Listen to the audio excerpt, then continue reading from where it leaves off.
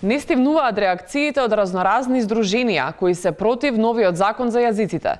Додека пратениците во Македонското собрание чекаат превод на 35.000 амандмани на албански јазик, ние зборувавме со експертот за меѓуетнички прашања, електронско банкарство и голф четворка, господинот Зоран. Зоки, зошто македонската јавност е против двојазичност?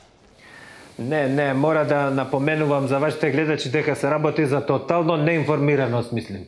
Ова е целосно масло на медиумите, вие што тоа се креира некоја квази вистина заради тоа што не се проверуваат адекватно сите информации. Вие сакате еднострано сега да информирате така, а не ги прашувате другите страни. Вие во вашата информација треба да имате баланс. Вие нема баланс кај вас нема.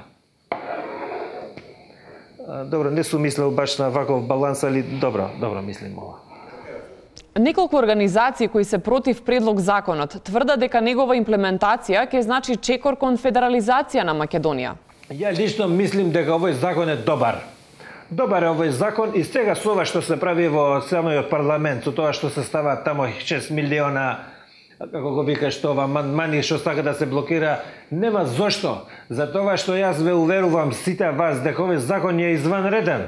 Овој закон е одличен и доколку се имплементира, ќе видите дека ќе има будучност. Овој закон е закон на будучност, море, хеј. Искрено не ве разбирам, како мислите дека овој закон е одличен? Па како мислиме? Така, тој што го смислувал законот е визионер, бре.